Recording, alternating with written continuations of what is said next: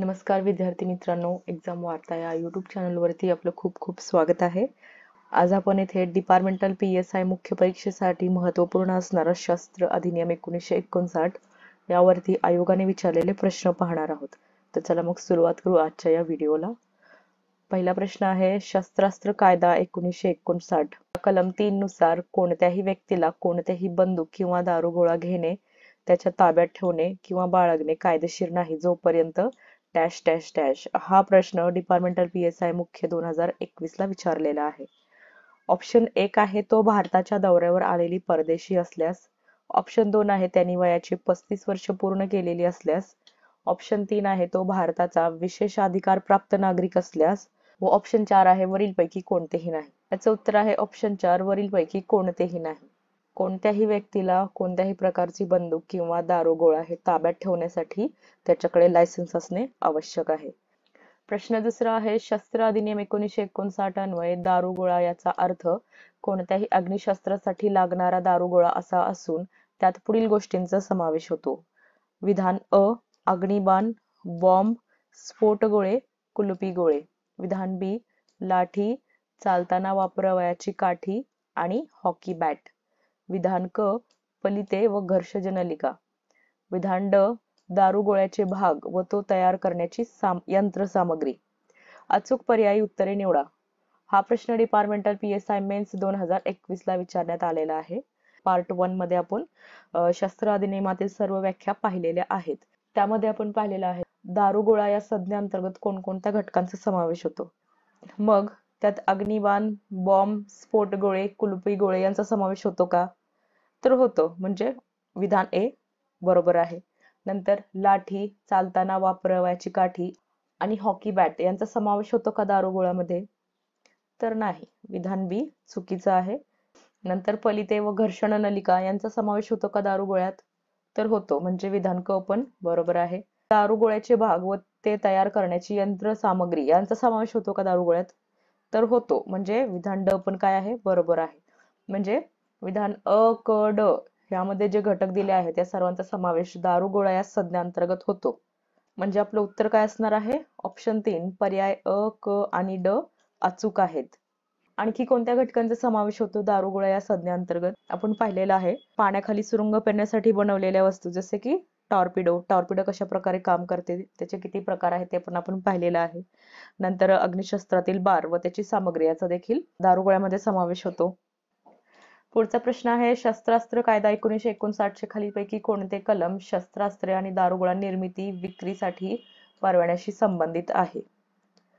हा प्रश्न आहे डिपार्टमेंटल PSI मेन्स 2021 चा. याचे उत्तर आहे ऑप्शन 3 कलम 5. कलम 5 नुसार शस्त्रास्त्रे आणि दारुगोळा यांच्या निर्मिती विक्रीसाठी परवाना दिला जातो. म्हणजे थोडक्यात शस्त्रास्त्राच्या व्यापारासाठी परवाना दिला जातो. आता कलम 3 नुसार देखील परवाना दिला जातो, परंतु तो कसला परवाना आहे? पर्सनल यूज साठी शस्त्रास्त्र ठेवणे ह्यासाठी तो परवाना दिला जातो. आणि कलम 5 अंतर्गत जो परवाना दिला जातो तो थोडक्यात व्यापारासाठी दिला जातो. नेक्स्ट प्रश्न आहे, शस्त्र अधिनियम 1959 च्या कलम 29 नुसार बिगर परवानाधारक व्यक्तीकडून शस्त्रे इत्यादी जाणीवपूर्वक खरेदी करणाऱ्यास डॅश डॅश डॅश पर्यंत इतक्या मुदतीचा कारावासाची शिक्षा होऊ शकते. हा प्रश्न देखील डिपार्टमेंटल PSI मेन्स 2021 ला विचारण्यात आलेला आहे. याचे उत्तर आहे ऑप्शन 4 3 वर्ष.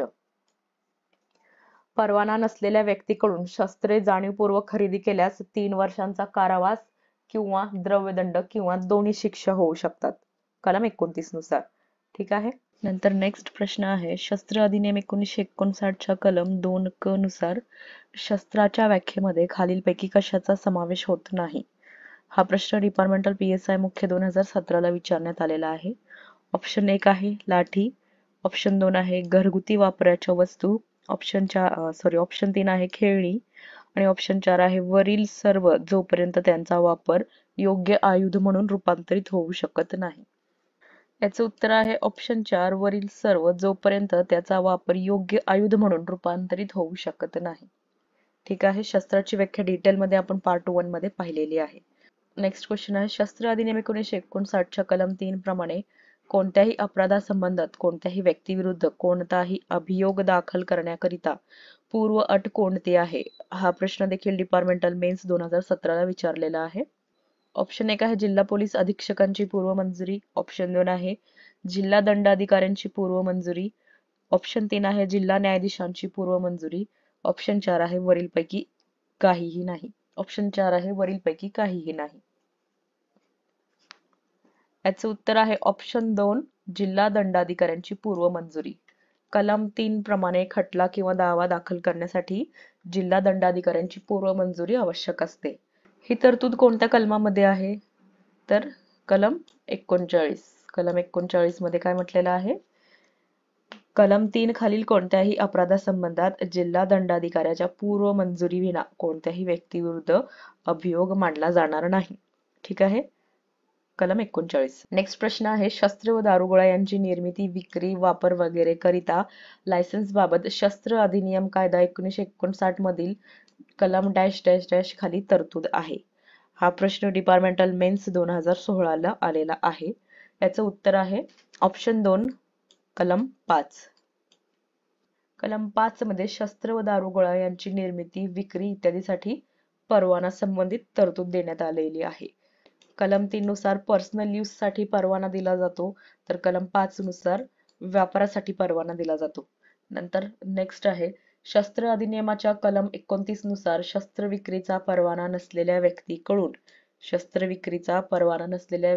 शस्त्र खरेदी करणाऱ्यास डॅश डॅश डॅश वर्षे किंवा वर्षापर्यंतचा कारावास किंवा दंड किंवा दोन्ही होऊ शकते. हा प्रश्न डिपार्टमेंटल मुख्य परीक्षा 2016 ला विचारण्यात आलेला आहे. याचे उत्तर आहे ऑप्शन 4 3 वर्ष. शस्त्र अधिनियमाच्या कलम 29 नुसार शस्त्र विक्रीचा परवाना नसलेल्या व्यक्तीकडून शस्त्रे खरेदी केल्यास आपल्याला 3 वर्षापर्यंतचा कारावास किंवा दंड किंवा दोन्ही शिक्षा होऊ शकतात. ठीक आहे. नंतर नेक्स्ट प्रश्न आहे भारताचा हत्यार कायदा आर्म्स ऍक्ट 1959 कलम 3 अन्वये केलेल्या अपराधाबद्दल दावा दाखल करण्यासाठी डॅश डॅश ची पूर्व परवानगी आवश्यक आहे. हा प्रश्न डिपार्टमेंटल मेन्स 2016 ला विचारण्यात आलेला आहे. विधान ए आहे सत्र न्यायाधीश, बी आहे जिल्हा दंडाधिकारी, सी आहे जिल्हाधिकारी, डी आहे राष्ट्रपती. याचं उत्तर आहे ऑप्शन 3 व. आत्ताच पाहिलेलं आहे आपण. कलम 3 अन्वये दावा दाखल करण्यासाठी कोणाची पूर्व मंजुरी लागते? तर जिल्हा दंडाधिकाऱ्यांची पूर्व परवानगी किंवा मंजुरी घ्यावी लागते. कलम 39.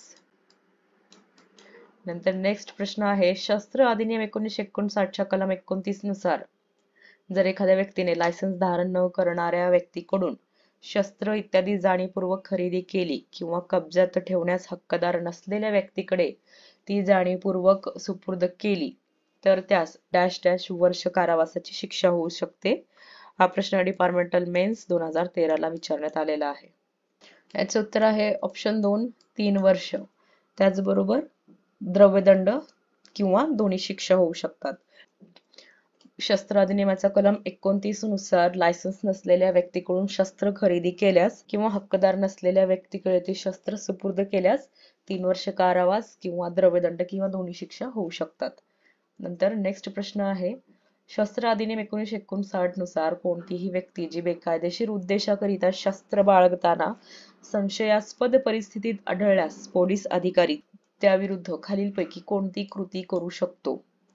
हा प्रश्न डिपार्टमेंटल मेन्स 2013 ला विचारण्यात आलेला आहे. ऑप्शन 1 आहे आधिपत्राशिवाय अटक करणे. ऑप्शन 2 आहे आधिपत्रानुसार अटक करणे. ऑप्शन 3 आहे आधिपत्रानुसार अटक करणे व शस्त्र जप्त करणे. ऑप्शन 4 आहे आधिपत्राशिवाय अटक करणे व शस्त्र जप्त करणे. याचं उत्तर आहे ऑप्शन 4 आधिपत्राशिवाय अटक करणे व शस्त्रे जप्त करणे. जेव्हा एखाद्या व्यक्तीकडे शस्त्र आहेत आणि त्याची जी गतिविधी आहे ते तुम्हाला संदिग्ध वाटत आहे किंवा त्याची जे हालचाल किंवा कृती आहे ते तुम्हाला संशयास्पद वाटत आहे, अशा वेळेस तुम्ही त्या व्यक्तीला आधिपत्राशिवाय अटक करू शकता व त्याच्याकडे असलेले शस्त्र जप्त करू शकता. मग त्या शस्त्राचा त्याच्याकडे परवाना असो किंवा नसो. शस्त्र अधिनियमाच्या कलम 20 ने तुम्हाला अशा व्यक्तीला विदाउट वॉरंट अरेस्ट करण्यासाठी फुल पॉवर्स दिलेले आहेत. मग असे पॉवर्स आणखीन कुणाला आहेत? तर कोणत्याही दंडाधिकाऱ्याला, तसेच कोणत्याही लोकसेवकाला, तसेच वायुयान, रेल्वे, जलयान या ठिकाणी नेमलेल्या व्यक्तीला. समजलं? कलम 20 नुसार हे पॉवर्स देण्यात आलेले आहे. अधिपत्राशिवाय अटक करणे व शस्त्र जप्त करणे. नंतर नेक्स्ट आहे, भारताच्या हत्यार कायद्याअंतर्गत एखाद्या व्यक्तीला जास्तीत जास्त किती अग्निशस्त्रे जवळ बाळगता येतात? हा प्रश्न डिपार्टमेंटल मेन्स 2012 ला विचारण्यात आलेला आहे. म्हणून याचं उत्तर आहे ऑप्शन 2, 3. हा सेम क्वेश्चन जर यावर्षी रिपीट झाला तर आपलं उत्तर असणार आहे ऑप्शन 1, 2. असं का? कारण आपण पाहिलेलं आहे 2019 मध्ये या अधिनियमामध्ये काय झालेलं आहे, अमेंडमेंट झालेली आहे किंवा सुधारणा झालेली आहे. आणि त्या सुधारणेनुसार एखाद्या व्यक्तीला जास्तीत जास्त आता 2 अग्निशस्त्रे ताब्यात ठेवता येतात. नेक्स्ट प्रश्न आहे, पाकिस्तानातून 6 पिस्तूल घेऊन आला, त्याच्याजवळ परवाना नव्हता, त्याला भारतात अटक करण्यात आले, त्याने हत्याराच्या कायद्याखाली कोणता गुन्हा केला आहे? डिपार्टमेंटल मेन्स 2011 ला विचारण्यात आलेला प्रश्न आहे. याचं उत्तर आहे ऑप्शन 3, कलम 25D. कलम 25D मध्ये काय तरतूद आहे तर कलम 11 चे उल्लंघन करून कोणत्याही वर्गाची किंवा वर्णाची शस्त्रे, दारुगोळा भारतात आणणे किंवा भारताबाहेर नेणे. ठीक आहे. असे करणाऱ्यास शिक्षा आहे 7 वर्ष ते आजन्म कारावास आणि द्रव्यदंड. नंतर नेक्स्ट क्वेश्चन आहे, च्या ताब्यात शस्त्रे सापडली, पोलिसांना ती बेकायदेशीर कारणासाठी असल्याचा संशय आहे. जवळ परवाना आहे, पोलिसांनी शस्त्राच्या कायद्याखाली काय करावे? डिपार्टमेंटल मेन्स 2011 ला विचारण्यात आलेला प्रश्न आहे. ऑप्शन 1 आहे परवाना पाहून ला सोडून द्यावे. ऑप्शन 2 आहे अटकेच्या हुकमाची वाट पाहावी. ऑप्शन 3 आहे ला अटक व शस्त्र जप्ती करावे. ऑप्शन 4 आहे वरिष्ठांना माहिती द्यावी. आताच आपण याचं डिटेल पाहिलेलं. याचं उत्तर आहे ऑप्शन 3, ला अटक व शस्त्र जप्ती करावी. येथे ला अटक करण्यासाठी तुम्हाला कोणत्याही प्रकारचा वॉरंट लागणार नाहीये. ठीक आहे. नंतर नेक्स्ट आहे शस्त्र म्हणजे काय? डिपार्टमेंटल मेन्स 2011 ला विचारण्यात आलेला प्रश्न आहे. ऑप्शन 1 आहे शेती व घरगुती वापराकरिता बनवलेल्या वस्तू, जसे की काठी. ऑप्शन 2 आहे चालताना वापरावयाची काठी, खेळण्याकरिता वापरली जाणारी आयुधे. ऑप्शन 4 आहे गुन्ह्याकरिता किंवा बचावाकरिता बनवलेली किंवा आणलेली कोणतीही वस्तू, तसेच बारूद, धारदार शस्त्रे व इतर भयानक अवजारे व शस्त्रे बनविण्याचे मशीन किंवा मशिनीचा भाग.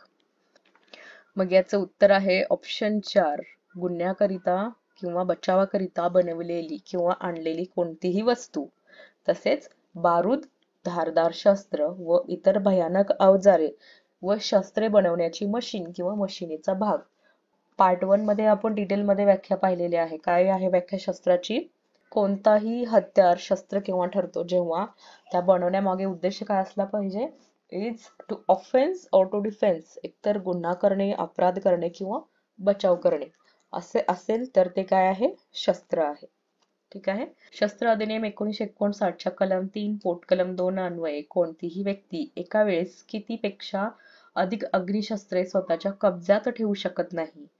हा प्रश्न डिपार्टमेंटल मेन्स 2011 ला विचारण्यात आलेला आहे. म्हणून याचं उत्तर आहे ऑप्शन 3. जसे की आपण पूर्वीच्या क्वेश्चन मध्ये देखील पाहिलेलं आहे, हे आता बदललेलं आहे. हा क्वेश्चन जर यावर्षी रिपीट झाला तर आपला आन्सर असणार आहे ऑप्शन 2. जास्तीत जास्त 2 अग्निशस्त्रे एका व्यक्तीला त्याच्या कब्जात ठेवता येऊ शकतात, कारण 2019 मध्ये काय झालेले आहे? अमेंडमेंट झालेली आहे. ठीक आहे.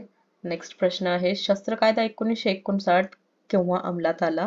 हा प्रश्न डिपार्टमेंटल मेन्स 2010 ला विचारण्यात आलेला आहे. हा प्रश्न रद्द होता. नंतर नेक्स्ट प्रश्न आहे, शस्त्र कायदा 1959 मधील कलम 29 हे कशा संबंधी आहे? डिपार्टमेंटल मेन्स 2010 ला विचारण्यात आलेला प्रश्न आहे. ऑप्शन 1 आहे जमीन पाणी यामधून आयात. ऑप्शन 2 आहे जमीन हवा यामधून आयात. ऑप्शन 3 आहे 1 व 2 दोन्ही. ऑप्शन 4 आहे वरीलपैकी कोणतेही नाही. याचं उत्तर आहे वरीलपैकी कुठलेही नाही. मग कलम 29 कशा संबंधित आहे?